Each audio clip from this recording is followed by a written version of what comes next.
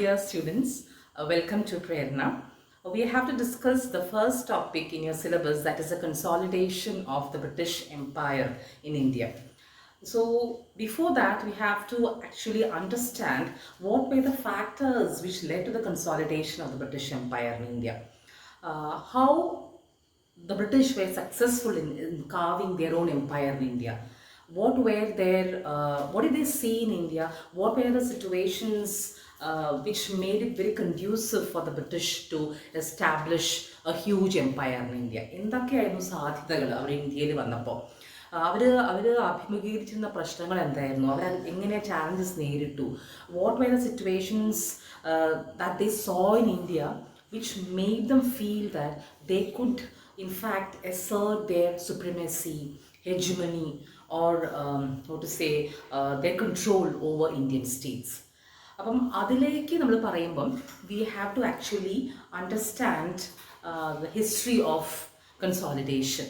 അത് എപ്പോൾ തുടങ്ങുന്നു വെച്ചാൽ we have to understand when the foreigners came to India. അവർ വന്നതിന് ശേഷമാണല്ലോ കൺസോളിഡേഷൻ നടക്കുന്നത്. അപ്പം consolidation of the British empire, that is what your syllabus says in the first module.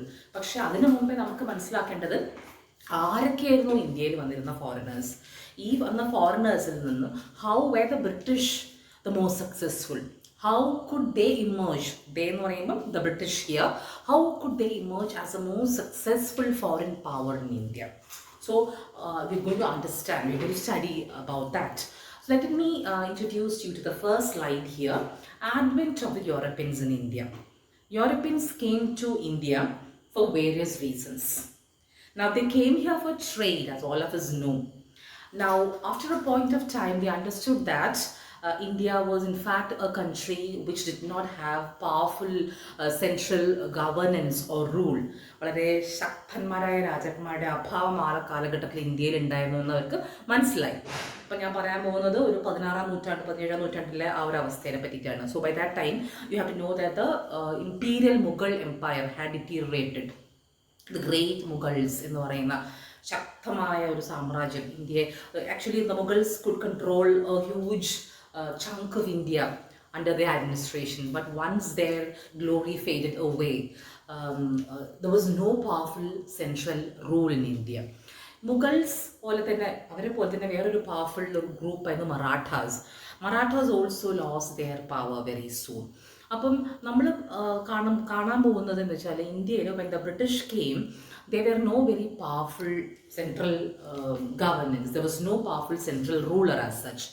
And you can see how there were regional rulers like Hyderabad, Awadh or Oudh, as you can read in some books. Bengal was a very powerful state. But none of these regional rulers were able to or they did not have the capacity to take the place of the Mughals. മുഗൾസിനെ പോലെ ആ ഒരു Indian Empire എന്ന നിലയ്ക്ക് ഉയർന്നു വരാൻ ഹൈദരാബാദിലെ നൈസാമിനോ അവധ് റൂളേഴ്സിനോ ബംഗാളിലെ രാജാക്കന്മാർക്കോ പറ്റിയില്ല. So when the foreigners came here they found that situation was actually so conducive for them. അവർക്ക് അവരുടെ രീതിയിലുള്ള ഒരു ഭരണം അവർക്ക് കാഴ്ചവെക്കാൻ പറ്റുമെന്ന് അവർക്ക് തോന്നുന്നു. They came here for trade, വാണിജ്യ താല്പര്യങ്ങൾക്ക് വേണ്ടിയിട്ടാണ് ഇന്ത്യയിലേക്ക് വരുന്നത്. They did not have other intentions. പക്ഷേ ഇന്ത്യയിൽ വന്ന സാഹചര്യങ്ങൾ മനസ്സിലാക്കിയിട്ടാണ് they in fact try to fight a number of wars, defeated the Indian rulers in the wars, and finally they emerge the most powerful, the British emerge the most powerful rulers of India. Okay, in this next slide, I'm going to discuss what were the factors which attracted the foreign powers to India. അപ്പം 15-16-ാം നൂറ്റാണ്ടിൽ എന്ന് പറയുമ്പം you have to think about the developments in Europe. ആ ഒരു കാലഘട്ടത്തിലാണ് the great industrial revolution happened in England and the other countries. They wanted raw materials, they wanted markets to sell their finished products. പിന്നെ അതുപോലെ തന്നെ ഈ ഒരു കാലഘട്ടത്തിൽ എന്ന് പറയുമ്പം there was a renaissance which happened in Europe. Renaissance ഒരു നവോത്ഥാനം, അതേപോലെ reformation, അതുപോലെ തന്നെ ഒരു ഒരു പരിഷ്കരണം എന്നുള്ള പറയുന്നത് ക്രിസ്ത്യാനിറ്റിയെ റിഫോം ചെയ്യാൻ വേണ്ടിയിട്ടുള്ള മൂവ്മെൻ്റ് ആയിരുന്നു. Geographical discoveries, because there were so many powerful rulers who in fact sponsored travelers because they wanted to find out new places. അവരുടെ ഒരു കൊളോണിയൽ കാലഘട്ടത്തിന് തുടക്കമാണിത്. So they wanted to establish countries in Asia and Africa as a colonies. അപ്പം അതിന് വേണ്ടിയിട്ട് അവർക്ക് ഇന്ത്യയിലേക്ക് വരാനുള്ള താല്പര്യം ഉണ്ടായിരുന്നു. So generally situations you could see renaissance, reformation and geographical discoveries were factors which made travellers move from Europe. Okay, യൂറോപ്പിൽ നിന്ന് അവർ മറ്റ് പല ഭാഗങ്ങളിലേക്ക് പോവുകയാണ്. അപ്പം ട്രേഡ് ആണ് ഇന്ത്യയിലേക്ക് അവരെ ഏറ്റവും അധികം ആകർഷിക്കുന്നത്. ട്രേഡ് എന്ന് പറഞ്ഞാൽ ഇന്ത്യയിൽ ഒരുപാട് നല്ല നല്ല സംഭവങ്ങൾ ഉണ്ടായിരുന്നു, which you can understand actually from the writings of a number of travellers. Pliny of the ancient period, Marco Polo of the medieval period. You can see how there was a great demand for diamonds, muslin, fine muslin. ഒരു വിരൽ വെച്ച് അതിനുള്ളിലൂടെ ഒരു അത്രയ്ക്കും തിക്കായിട്ടുള്ള ഒരു muslin pass ചെയ്യാൻ പറ്റും. അത്രയ്ക്കും എന്താ പറയുക, തിന്നാണ് അതിൻ്റെ ഒരു വീവിങ് മസ്ലിൻ. അത് കൊൽക്കത്ത ആ പ്രദേശങ്ങൾ ഉണ്ടായിരിക്കുന്നത്. സ്പൈസസ് എന്ന് പറയുന്നത് ഇതൊക്കെയാണ് ഇന്ത്യയിലേക്ക് ഇതൊക്കെ വേണം. Because from the writings of the travellers who visited India, they found that India was rich with all these resources, and they wanted diamonds, muslins and spices and a lot of other things. So that is why that they came to India. ഇതൊക്കെയാണ് ഇന്ത്യയിലേക്ക് അവരെ കൊണ്ടുവരാനുള്ള മറ്റു പല കാരണങ്ങൾ. ഇനി നമുക്ക് നോക്കാൻ വരുന്നത്, we are actually discussing about the consolidation of the British Empire. But you have to know that the British were not the only power who came to India. പലരും വന്നിരുന്നു ഇന്ത്യയിലേക്ക്. അപ്പോൾ അതിൻ്റെ പ്രധാനമായിട്ടുള്ള ഒന്നാണ് Portuguese. Okay, the Portuguese came to India first. All of them were finding new trade routes. Cape of Good Hope ഒക്കെ താണ്ടി Vasco da Gama അദ്ദേഹമാണ് 1498 കാപ്പാടിലെത്തുന്നത്. that we all of us know. അപ്പോൾ അദ്ദേഹം we could see that Vasco da Gama, in fact, though he led the exploration, a lot of travelers followed him. Cabral came. പിന്നെ അതുപോലെ തന്നെ കുറച്ച് കഴിഞ്ഞപ്പോഴേക്കും അൽഫോൻസ ആൽബുക്കുർക്ക് എന്ന് പറയുന്ന ആൾ വരുന്നുണ്ട്. ഇവരൊക്കെ പോർച്ചുഗീസുകാരാണ്. അപ്പോൾ പോർച്ചുഗീസുകാർ വരുന്നത് നമുക്കറിയാം കാപ്പാടിലായിരുന്നു. സാമറിൻ, സാമൂതിരി രാജാവ് വളരെ നല്ല രീതിയിൽ ആതിഥ്യ മര്യാദ കാണിച്ചിട്ട് ഇവരെ സ്വീകരിക്കുകയാണ്. പക്ഷേ ആ സമയത്ത് അറാബ്സുമായിട്ടുള്ള ട്രേഡ് ഉണ്ടായിരുന്നു. അപ്പം എപ്പോഴും ഫ്രിക്ഷൻ വന്നു, Arab merchants and Portuguese merchants. അങ്ങനെ സാമൂതിരിനെ പറഞ്ഞ് അനുനയിപ്പിച്ചിട്ട് അറാബ്സിനെ പുറത്താക്കുന്നതാണ് നമ്മൾ കാണുന്നത്. അപ്പോൾ you can see how the Portuguese were the first to settle in Indian soil as far as the European group was concerned. യൂറോപ്പിൽ തന്നെയുള്ള പോർച്ചുഗൽ എന്ന് പറയുന്ന രാജ്യത്ത് നിന്ന് വന്ന പോർച്ചുഗീസ് ട്രേഡേഴ്സാണ് ഇന്ത്യയിൽ ആദ്യമായി സെറ്റിൽ ചെയ്യുന്ന ആൾക്കാർ. Okay, now Alfonso Albuquerque in fact can be considered as a father of Portuguese empire in India. Goa ആസ്ഥാനമാക്കിയിട്ടാണ് അവർ നീങ്ങുന്നത്. അപ്പോൾ ആ ഒരു ഭാഗത്ത് ഒരുപാട് ഗോവയെ ചുറ്റിപ്പറ്റി ഗോവ, ദാമൻ, ദ്യൂ ഒക്കെ അവരുടെ കൺട്രോളിലായി. നമുക്കറിയാം 1961 though the British left India in 1947, Portuguese left Goa only in 1961. അത്രയും കാലം അവർ ഇന്ത്യയിൽ ഉണ്ടായിരുന്നു എന്നുള്ളതാണ്. ശരിക്കും പറഞ്ഞാൽ ഇന്ത്യൻ ഫ്രീഡം മുഴുവനാകുന്നത് 1961 നമുക്ക് പറയാം. കാരണം Portuguese left India, Goa only in 1961. If you go to Goa now, you can see the remnants of Portuguese culture. അവരുടെ ചേർച്ചസ് ആയിക്കോട്ടെ, ആൾക്കാരുടെ രീതി ആയിക്കോട്ടെ, അവരുടെ ഭക്ഷണ രീതി ആയിക്കോട്ടെ, പല കാര്യങ്ങളിലും ആ ഒരു ഇൻഫ്ലുവൻസ് നമുക്ക് കാണാൻ പറ്റുന്നതാണ് പോർച്ചുഗീസ് ഒരു ഭാഗത്ത് വന്നിട്ടുണ്ട്. ഇനി അടുത്ത ഗ്രൂപ്പ് ആരാണ് നമുക്ക് ഡച്ച്. ഓക്കെ, വേറൊരു സെറ്റ് എന്ന് പറയുന്നത് ഡച്ച് ആണ്. നാട്ടിൽ നോക്കുകയാണെങ്കിൽ നെതർലൻഡ്സ്, നമുക്കറിയാം നെതർലൻഡ്സ് ഫുട്ബോൾ ടീമൊക്കെ ഉള്ളത്. അപ്പം ഇൻഫോർമലി കോൾഡ് ആസ് ഹോളണ്ട്. അപ്പം അവിടുത്തെ ആൾക്കാരെ ഡച്ച് എന്ന് വിളിക്കുന്നു. They too had commercial interest in India. ഇനി ഡച്ച് ഈസ്റ്റ് ഇന്ത്യ കമ്പനി എന്ന് പറഞ്ഞൊരു കമ്പനി അവർ തുടങ്ങുന്നുണ്ട്. That was in 1602 just to promote trade with eastern countries. അത് ഇന്ത്യ ആയിക്കോട്ടെ, സൗത്ത് ഈസ്റ്റ് ഏഷ്യ ആയിക്കോട്ടെ, അങ്ങനെ ഈ ഏഷ്യൻ രാജ്യങ്ങളിലായിട്ടുള്ള ട്രേഡിന് വേണ്ടിയിട്ടുള്ളതാണ് the Dutch East India company, founded in the year 1602. ഇനി ഇന്ത്യയിൽ ഇവർ പ്രധാനമായിട്ടും കാര്യമായിട്ടും ഡച്ചുകാർക്ക് ചെയ്യാൻ പറ്റുന്നില്ല. കാരണം മറ്റു പല പവേഴ്സുമായിട്ട് അവർക്ക് എന്താണ്, they couldn't in fact put up a formidable resistance against the other European powers. അവരുടെ ഹെഡ് ക്വാർട്ടേഴ്സ് എന്ന് പറയുന്നത് നാഗപട്ടണം എന്ന് പറയുന്ന സ്ഥലത്താണ്, ഹെഡ് ക്വാർട്ടേർഡ് അറ്റ് നാഗപട്ടണം. ഇനി ഡച്ചുകാർ കൂടുതൽ താല്പര്യം കാണിച്ചത് സൗത്ത് ഈസ്റ്റ് ഏഷ്യയിലായിരുന്നു, സൗത്ത് ഈസ്റ്റ് ഏഷ്യ. അതുകൊണ്ട് തന്നെ കാരണം അവർക്ക് they wanted to trade in spice. These when known as a spice islands. So നമുക്ക് കാണാൻ പറ്റുന്നത് ബ്രിട്ടീഷുകാരെ ഈ ഡച്ചുകാരെ കാര്യമായിട്ടും ഒതുക്കുന്നത് ഈ സൗത്ത് ഈസ്റ്റ് ഏഷ്യയിലാണ്. So you can see the rise of British power very soon happening in this Indian subcontinent. Okay, അപ്പോൾ ഡച്ചുകാർ they started focusing in South East Asia. ഇന്ത്യയിൽ കാര്യമായിട്ട് അവർ ചെയ്യുന്നില്ല, കാരണം ഇന്ത്യ ബ്രിട്ടൻ്റെ ആധിപത്യത്തിലേക്ക് വരും. അതുകൊണ്ട് തന്നെ ഡച്ചുകാർക്ക് അത്ര ഒരു ചെയ്യാൻ മാത്രമൊന്നും ഇന്ത്യയിൽ ഉണ്ടായിരുന്നില്ല. Next is the French. Another power, very powerful power was the French. ഫ്രഞ്ചുകാരുടെ പ്രത്യേകത എന്ന് പറയുകയാണെങ്കിൽ ദേ were the ones who got involved in a number of wars with Britain. Anglo-French rivalry created a number of unnecessary wars about which you'll be studying in the next classes. ഒരുപാട് യുദ്ധങ്ങൾ. അപ്പം എന്തിനാണ് ഈ യുദ്ധങ്ങൾ? Anglo French എന്ന് പറയുമ്പോൾ ഇംഗ്ലീഷുകാരും ഫ്രഞ്ചുകാരും. അപ്പം ആർക്കാണ് മേൽക്കൊയ്മ എന്നുള്ളത്? Whose hegemony? That was a question. So they fought a good number of wars. They used all methods, cunning methods, diplomatic moves. They deceived each other. So you could see how the French played a very important role in India. About 1664, you could see the French East Indian Company being formed. This was again to promote trade with the eastern countries. ഇന്ത്യയിൽ നോക്കുകയാണെങ്കിൽ ഫ്രഞ്ചുകാർ അവരുടെ പ്രധാനമായിട്ടുള്ള settlement പോണ്ടിച്ചേരിയാണ്. പിന്നെ നമുക്കറിയാം നമ്മളുടെ തന്നെ കേരളത്തിൻ്റെ ഭാഗമായിട്ട് കേരളത്തിനോട് ചേർന്ന് കിടക്കുന്ന മാഹി ഒരു ഈ ഫ്രഞ്ചുകാരുടെ പൊസിഷനായിരുന്നു. ചന്ദ്രനഗർ, ബാലസോർ ഒറീസയിലാണ്. കസീം ബസാർ ഉണ്ട് ബംഗാളിലാണ്. Masulipatnam, these were the settlements. 1739 they got another very important position, that is the Karaikal. Coromandel coast എന്ന് പറഞ്ഞാൽ ബംഗാൾ, ബേ ഓഫ് ബംഗാളിൻ്റെ ഭാഗമുള്ളത്.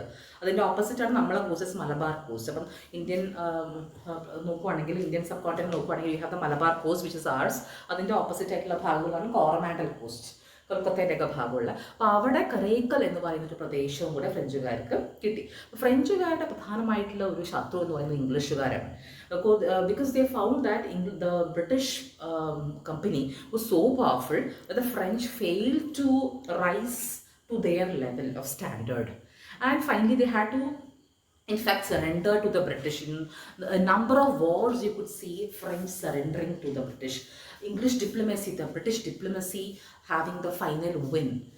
That can be seen. But ഫ്രഞ്ചുകാരുടെ ഒരു റോള് പ്രധാനമായിട്ടുള്ളതാണ്, especially in the Anglo French rivalry that it's resulted. ഇനി പറയാൻ പോകുന്നത് English. They were the most successful. You know that India was under the control of the British Empire for 350 years or so. അപ്പോൾ ഈ ഒരു കാലഘട്ടം എന്ന് പറയുന്നത് ഇത്രയും വലിയൊരു കാലഘട്ടമാണ്. ഓക്കെ, ഇനി ബാക്കിയുള്ള ഇപ്പം ഫ്രഞ്ചുകാരായിക്കോട്ടെ, ഡച്ചുകാരായിക്കോട്ടെ, പോർച്ചുഗീസുകാരായിരിക്കും, ഇവരെയൊക്കെ പരാജയപ്പെടുത്തിയിട്ട് പല യുദ്ധങ്ങളിൽ through diplomatic moves, through various other measures, you could see Britain kind of defeating all these powers, or Britain having the final win. That could be very clearly seen. So 1600, the English East India Company was formed. Okay, it was Queen Elizabeth who had in fact given the permission to form a company. There were a group of merchants who wanted to form a company, and that was the English East India Company. And you have to know that it was the English East India Company that played a very important role in India. A company with a board of few directors ruled over India for a very long period, ഒരു century. അത്രയും കാലം ഒരു കമ്പനിയാണ് India ഭരിക്കുന്നത്. അതിലും അധപതിക്കാൻ ഇനി എന്താ ഉള്ളത് നമുക്ക് വേണമെങ്കിൽ ചിന്തിക്കാം. So you could see how they came to India. At that time many travelers visited Emperor Jahangir, who was ruling from Delhi. William Hawkins ഒരാളാണ്, തോമസ് റോ ഒരാളാണ്. പക്ഷേ ആദ്യമൊന്നും ജഹാംഗീർ അവർക്ക് ട്രേഡ് പെർമിഷൻ കൊടുക്കുന്നില്ല, കാരണം പോർച്ചുഗീസ് വേർ ദെയർ. അപ്പോൾ പോർച്ചുഗീസിനായിട്ട് പ്രശ്നം ഉണ്ടാകുന്നത് കൊണ്ട്. But you can see that the British were so powerful that they finally were able to sideline all the other powers. And they had their first post in India, that was at Surat. They came up with a number of factories. ഒരുപാട് factories അവർ തുടങ്ങിയതാണ്. Hooghly, Balasore, Kazem Bazar, Patna, Ahmedabad, Broach, Agra, അങ്ങനത്തെ ഒരുപാട് factories അവർ തുടങ്ങിയതാണ്. They also started fortification. എന്താണ് ഈ fortification എന്ന് പറയുന്നത്? Forts എന്ന് പറയുന്നത് അവർ രാജാവിൻ്റെ അടുത്ത് പെർമിഷൻ വാങ്ങുകയാണ്. We are facing threats from the French, so kindly allow us to store our goods in a particular place. അതിന് ചുറ്റും ഞങ്ങളൊരു മതിൽ കെട്ടിക്കോട്ടെ. അങ്ങനെയാണ് പല ഫോർട്ട്സും വരുന്നത്. You have fort saint George in Madras, and then Fort William, Kolkata. You can see how forts were constructed. Fort construct ചെയ്യുന്ന വലിയ മതിലായിരിക്കും. അങ്ങനെയാണ് അവർ ഇന്ത്യയിൽ അവരുടെ ആധിപത്യം സ്ഥാപിക്കുന്നത്. പിന്നെ അത് അവരുടെ ഏരിയയായി മാറുകയാണ്. Nobody could enter. They had their rules. If they had their township schools and offices inside the fort. If you get a chance to visit Chennai, you can visit the Fort St. George and you can see how inside itself it is so equipped. അപ്പോൾ ഇതാണ് ഇംഗ്ലീഷുകാർ ഇന്ത്യയിൽ ചെയ്യുന്നത്. So you could see finally will be discussing in the coming classes how the English were able to defeat all the other powers. There were numerous reasons which made the English successful in India. ഒന്ന് അവരുടെ ഡിസിപ്ലിനാണ്, അതിൻ്റെ kind of discipline which their military had which the others did not have. അതാണ് ഒരു reason. പിന്നെ they had very diplomatic generals like Robert Clive, and whose diplomacy, whose what to say, whose shrewdness the others did not have. Robert Clive പോലെയുള്ള ആൾക്കാർ. പിന്നെ വേറെ പ്രധാനമായിട്ടുള്ള ഒരു reason എന്ന് അവർ പറയുവാണെങ്കിൽ ക്വീൻ എലിസബത്ത് പോലെയുള്ള വളരെ ഫോർവേഡ് തിങ്കിങ് ആയിട്ടുള്ള benevolent despots were there who throughout help the traders. So you could see another reason too here how the English Navy played a very important role in defeating the other powers. Navika Sena. It was so powerful. England possessed the best navy of the world at that time. The other countries could not match with the naval supremacy of England, maritime supremacy of England. So these were the factors. And the other countries were not as rich as England. England was of course rich too. And with the support of all the generals, with the support of bureaucrats, they were able to defeat the other powers. And they found that India was the best soil from where they could get the raw materials, where they could sell the finished products.